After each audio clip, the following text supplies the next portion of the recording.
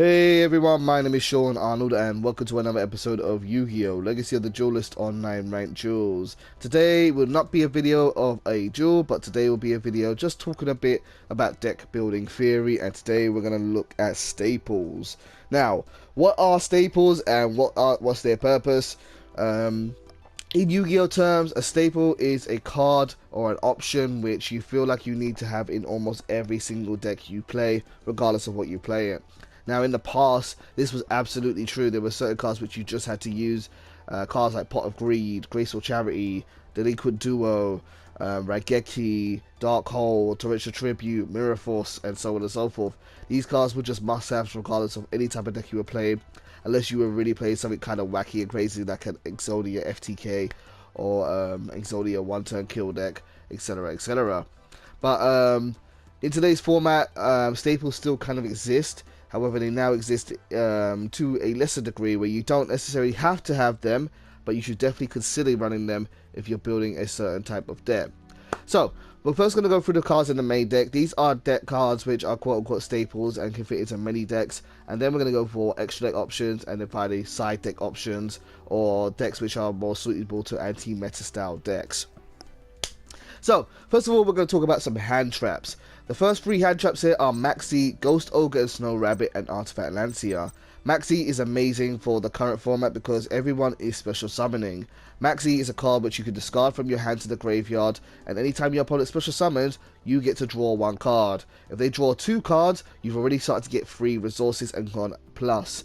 Maxi is an amazing card to counter decks that like to spam special summons because it forces them to react and play to your own mind games.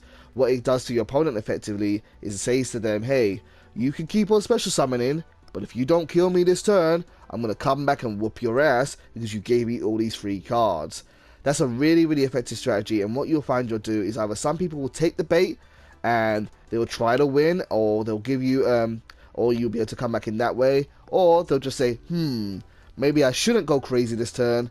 I'll kind of step back, I'll end my turn and wait for Maxi to wear off. It's a great card. Try to run it at free. It's something you always want to see in your opening hand whenever you're playing online ranked.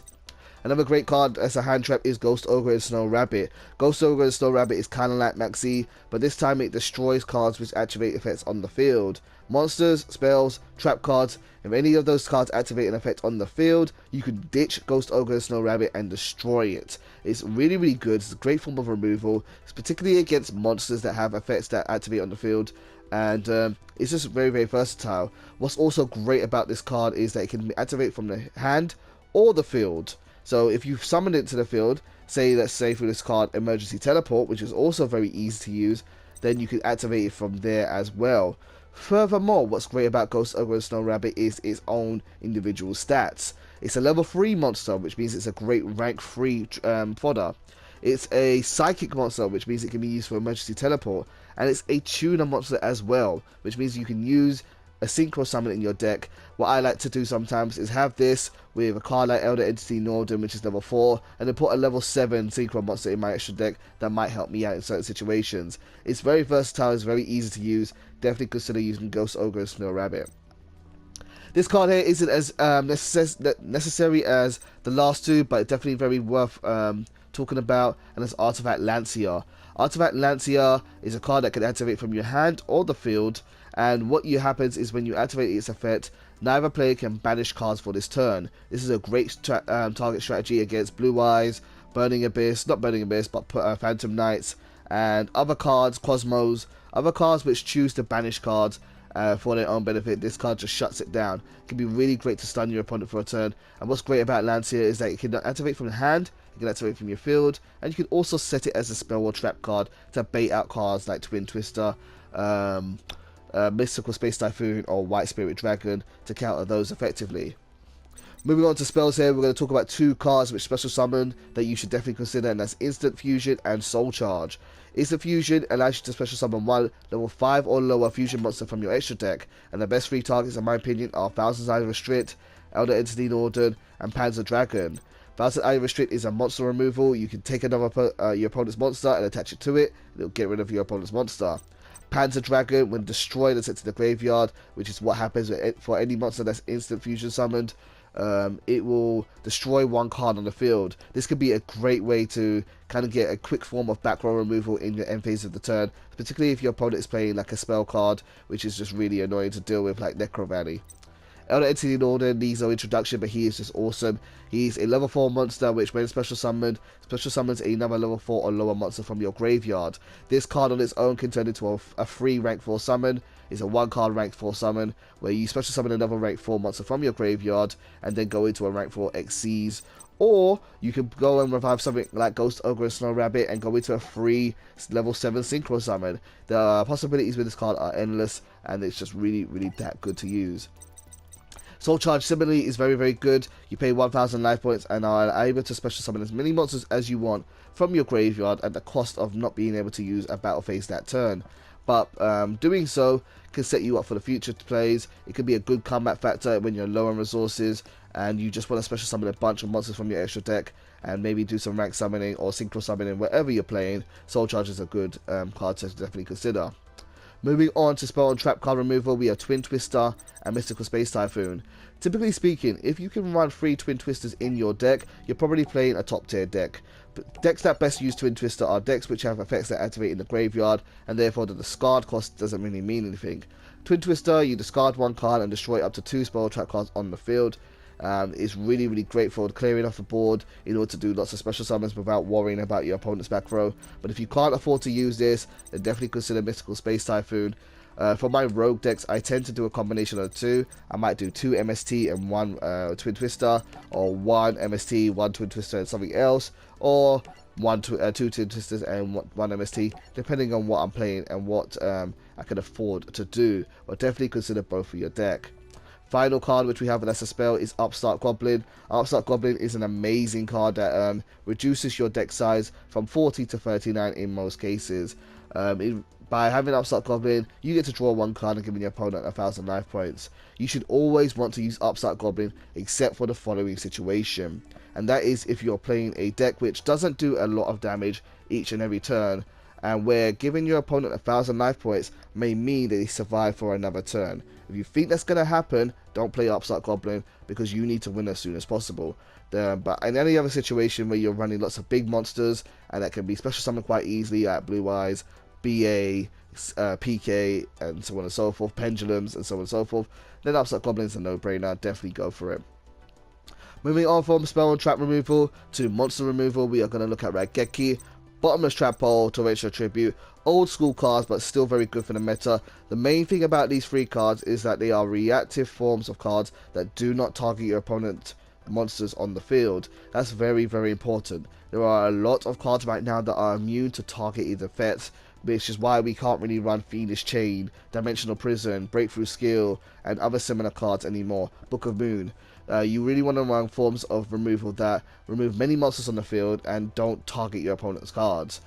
These 3 cards are very, very good for that. The only weakness of these 3 cards is that they destroy monsters, and there are also a lot of monsters which are immune to destruction or benefit from being destroyed. So play smart with them, but they're all very, very good.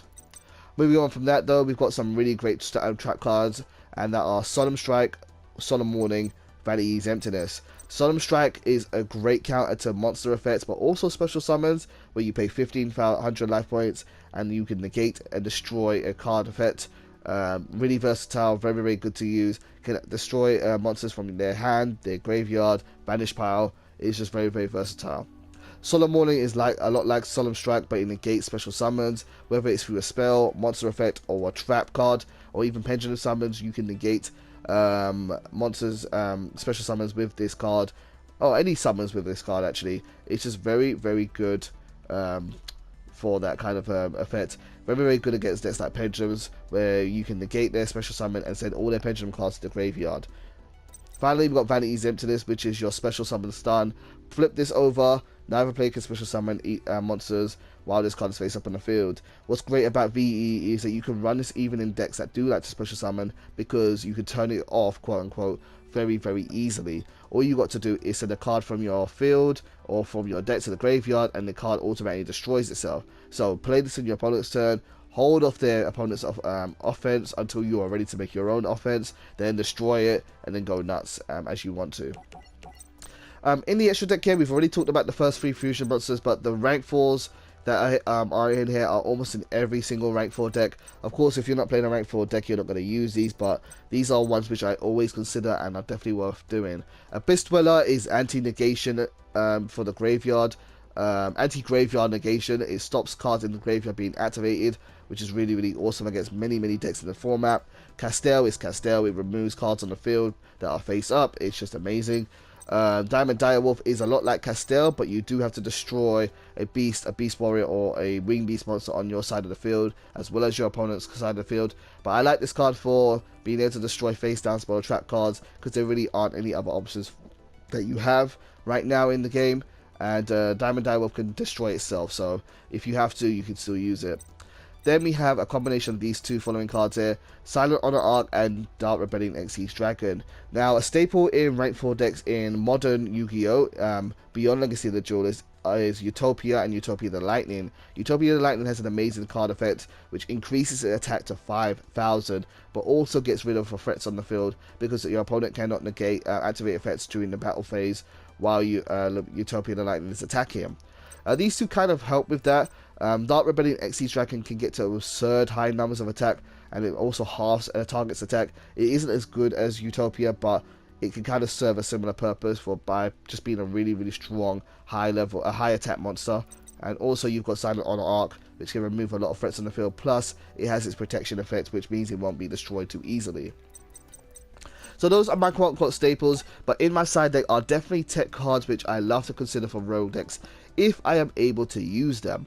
So let's quickly fly through these. We have Gamma Seal. As I said earlier, targeted removal is pretty much a bad thing to do in this day and age, because there are so many monsters immune to targeted effects or benefit from targeted effects. But Gamma Seal kind of works around that. You can tribute your opponent's monster and special summon this to their side of the field. Gamma Seal is quite strong, but it's probably weaker than most of the monsters you'll be using to get rid of this. And 2200 isn't too hard to attack over, and plus he has no crazy protection effects. So Gamma Seal is really awesome for that. Another really good thing to do against your opponent in the current meta is banish their cards that are sent to the graveyard. And the cards which do that really well are Dimensional Fissure, Different Dimension Ground, Macro, and Macrocosmos. These 3 cards banish cards which are sent to the graveyard. Fissure only works against monsters, but that's also a good thing sometimes. But these 3 cards, if you play these in the early game against strategies like Burning Abyss, Phantom Knights, Blue Eyes, they're not going to be able to play around it unless they have a Twin Twister. And Different Dimension Ground doesn't even care about that. They are just so strong right now. Definitely consider using them as long as they don't hurt your own deck. A card that also complements those 3 cards well is Necrovalley. Necrovalley makes it so that cards in the graveyard that move 1 card from the graveyard to somewhere else will be negated, and it also makes that cards in the graveyard cannot be banished. It's just a good lock on the graveyard, saying, hey, don't touch the graveyard, don't use the graveyard, and against certain decks, again, it is just super strong.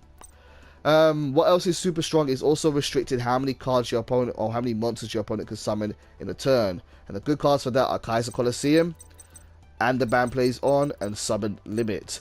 Kaiser Coliseum makes it so that your opponent cannot summon more monsters than you will have on the field. So if you have 1 monster, your opponent can only have 1 monster. If you have 2, 2, and so on and so forth. Kaiser Coliseum is also really good because it's a continuous spell card, so you can play that on your turn and it's already live before your opponent's next turn has started. It's just a very good card, and there's a reason why this card is banned. And the Ban Plays On is a card which I don't use very often, but is also a very good card. It makes it so that neither player can special summon monsters of the same level as those they control, and also they cannot special summon monsters of the same rank as they control. If you're playing against a deck that likes to XE summon quite a lot, then they're most likely going to be playing monsters of the same level, and this is a good counter to it. Just shuts them down straight away. There aren't many decks which can really utilize this card too well, but if you can, it is very powerful. Similarly, a card which I think is incredibly underrated is Summon Limit. Summon Limit is a lot like Kaiser Coliseum, but it makes it so that neither player can summon more than 2 times per turn. Now, if you're playing against a deck that likes to use the extra deck, they're going to need to summon more than 2 times per turn to abuse the extra deck in most situations. If you see a ranked deck, they're most likely going to summon at least 3 times per turn, and Summon Limit just kind of deals with that as a problem. It just restricts your opponent from you and your opponent from special summoning crazily, and when combined with other cards, it's really, really powerful. Just be aware that, of course, it restricts yourself. You have to be playing a slow deck if you want to really use this card. Final couple of cards here are... Okay, so yeah, those are the staples or the cards which I consider for any other deck. I hope this has been helpful to you guys. It's definitely helpful to me for whenever I approach a new format or a new gaming system. I always try to build my staple deck first, so that I know I have a good solid foundation for every deck I build in the future. If you guys have any questions about these cards or where to get them, let me know down in the comments down below and I can explain that. But hopefully this video has been entertaining to you. Wanted to find different ways to help people level up their game. So thank you guys for tuning into this video as always, and I'll see you soon. Take care.